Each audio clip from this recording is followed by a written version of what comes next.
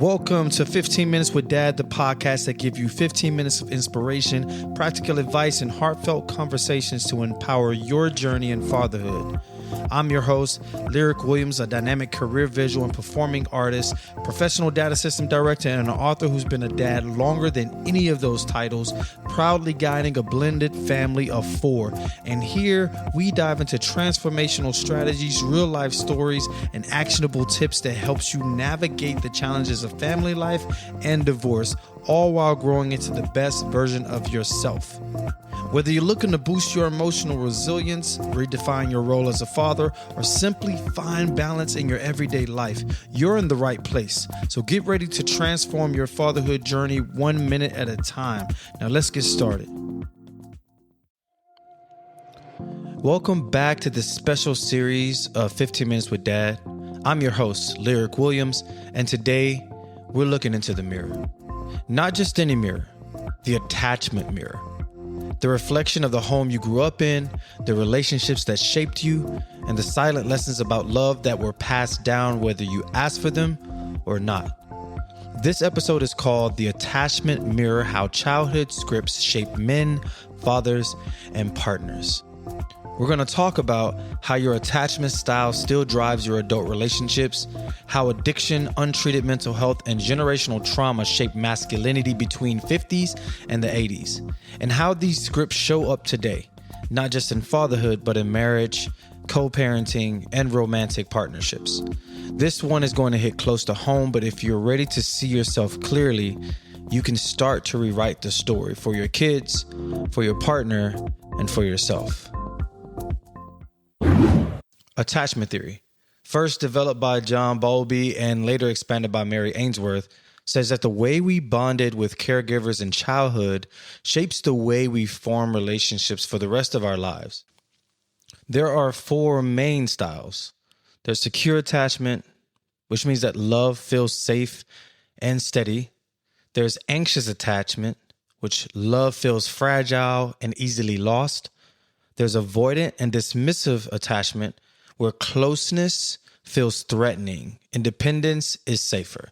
And then disorganized attachment, where love feels chaotic, both longed for and feared.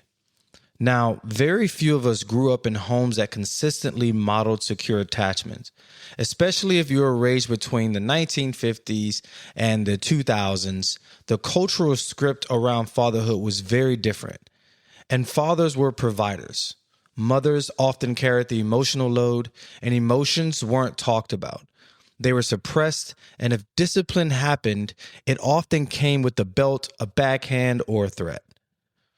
And if you put on top of that a layer of the cultural aspect in regards to that time period in parenting, where there was these different socioeconomic issues, the war on drugs, the opioid epidemic, the crack epidemic, all of these things play a role in how we were parented, whether by single mothers, whether by both parents, and navigating alcoholism and all of those such things.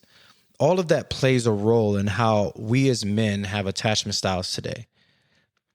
Here's where it gets even more complex. Many of our parents were not just strict, they were wounded themselves. Think about it. In the 1950s, through the 1980s, mental health issues like borderline personality disorder, bipolar disorder, or severe depression were rarely diagnosed, let alone treated. Parents with unstable moods or unpredictable behavior often left children walking on eggshells. One day, love felt warm. The next, it felt cold or violent. Addiction to drugs or alcohol was common in the household, often normalized and rarely discussed. A father who drank heavily might swing from affectionate to abusive within hours. A mother numbing herself with pills might be physically present but emotionally absent. Many parents were also trauma survivors themselves. Some were war veterans, children of the Great Depression, or victims of abuse from their own parents. They brought their scars into the home, often unknowingly. And because therapy wasn't a household word, their pain leaked out into the only way they knew: control, physical punishment, silence, or addiction. For many boys, the script looked like this. Emotions are unsafe. Vulnerability invites danger. Love is inconsistent, conditional, or tied to your performance. And masculinity means toughness and control, not tenderness or trust. And that belt hanging on the back of the door was the reminder that stepping out of line had physical consequences. That's the environment that wrote our scripts. Now fast forward. Now you're the father. And unless you've done intentional healing, those old scripts are still running in the background. If you had an unpredictable parent, you may swing between affection and withdrawal without realizing it. If you had an alcoholic parent, you may either avoid alcohol altogether or be repeating the cycle.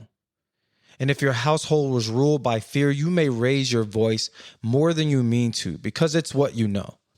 And if you were taught emotions are weakness, you may shut down when your child cries or when your partner cries or when your partner reacts in a high emotional way rather than lean in.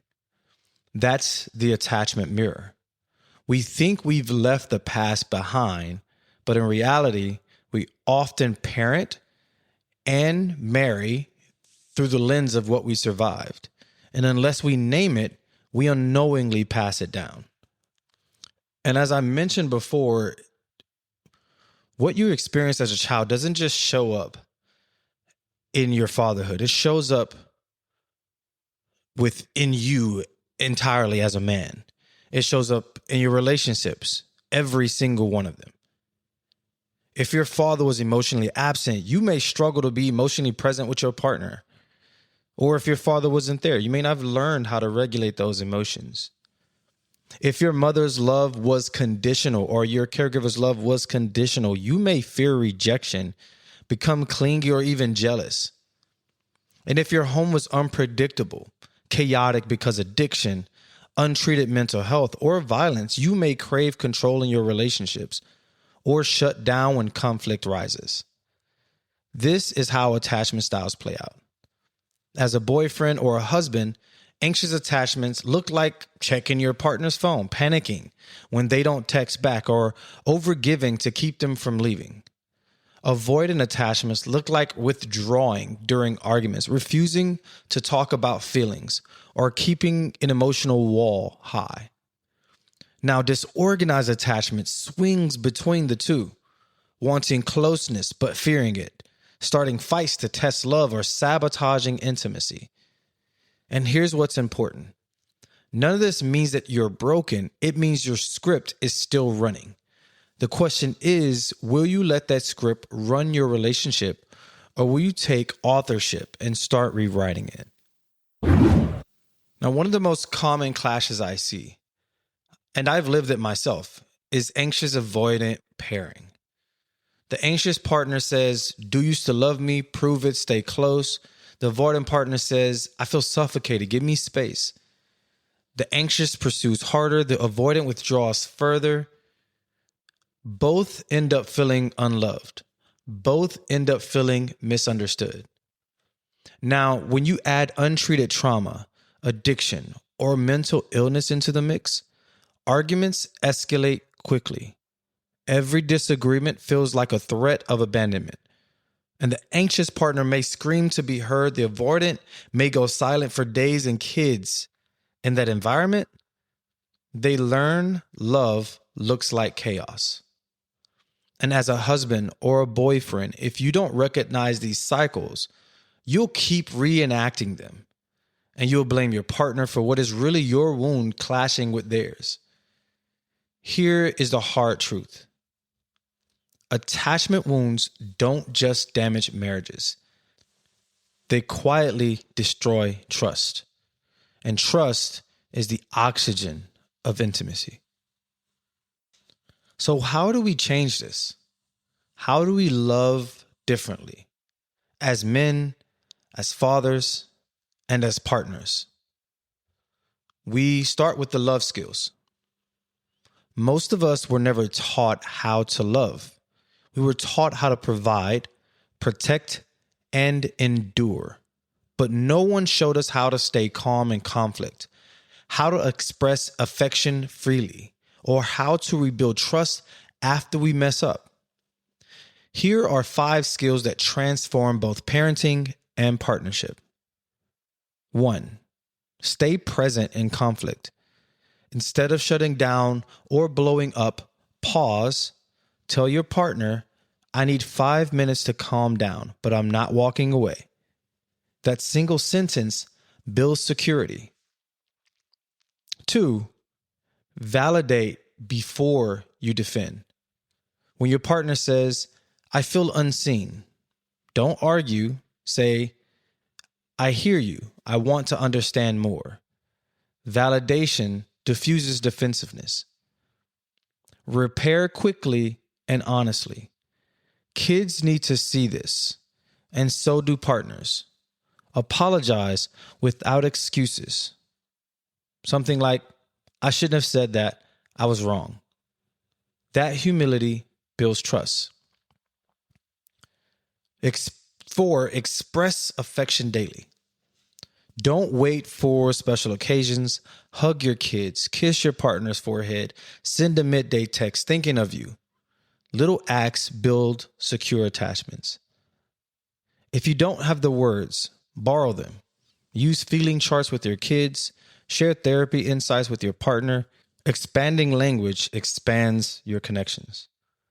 And here's what happens when you practice these love skills. As a father, your children grows up secure, safe, and emotionally literate. As a husband or a boyfriend, your partner feels safe to be vulnerable because they know you won't run or retaliate. That's how you start rewriting the script. Now, I've lived this cycle of anxious and avoidant. I've been the man who shuts down. I've been the man who over pursued, and I've seen how it hurt the women that I loved and how it confused the kids.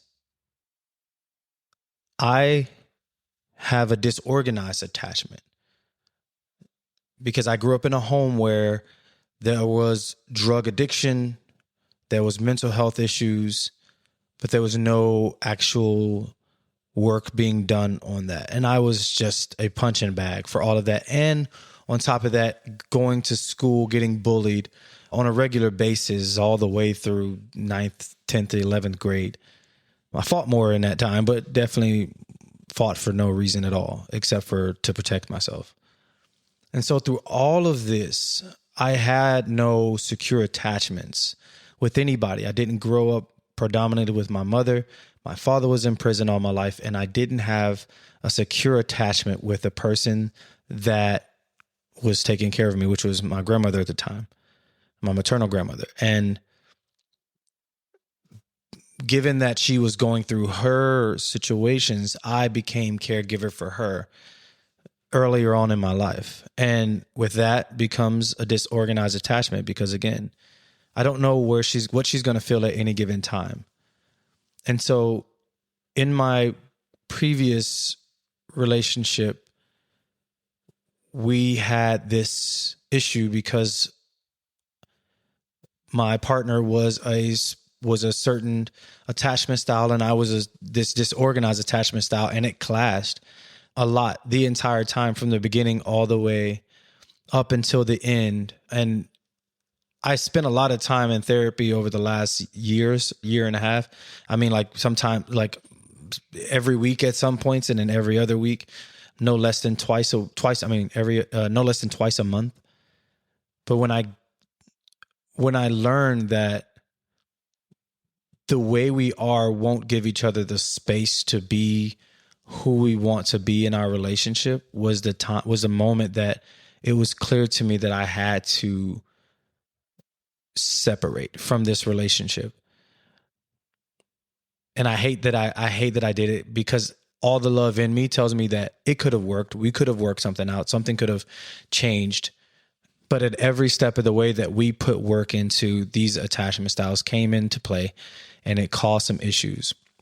And I'm still working on this. I'm still working on my attachment style. I'm really focusing on healing that portion of where I get into relationships that seemingly replicate my childhood. And so I'm working on these love skills. I can employ them with my kids. I've learned to be able to employ them to the kids to not relive that cycle. But it's the partner thing. It's the relationship part where I am wanting to create a space that's more safer for those anxious attachment styles or avoidant attachment styles. But like, here's the takeaway.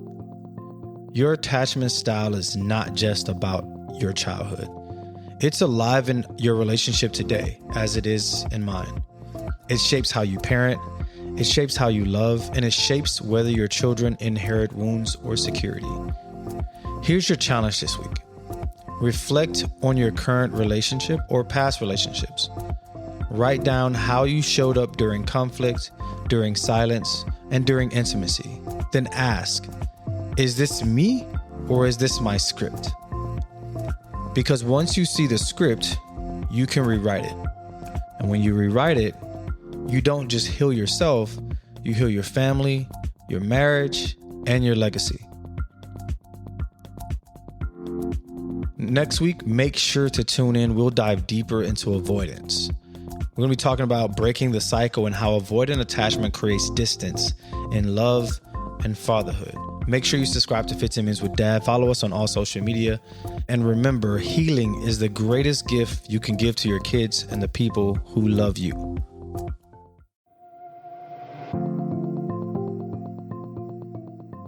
And just like that, we've hit an end of another epic journey here at 15 Minutes with Dad. I'm your host, Lirec, and I am thrilled to have shared this time with you. But guess what? The conversation is far from over. Want to dive deeper into the Dadverse? Check out our website at 15minuteswithdad.com and join our vibrant community on Instagram, Discord, and TikTok for your daily dose of dad inspiration, camaraderie. And here's something special. Subscribe to our newsletter at 15minuteswithdad.com for exclusive goodies and behind-the-scene peeks you won't find anywhere else. Got a burning question or a dad moment that made you proud? We're all ears. Submit your questions and share those special moments with us for a chance to be featured and shout out on our show.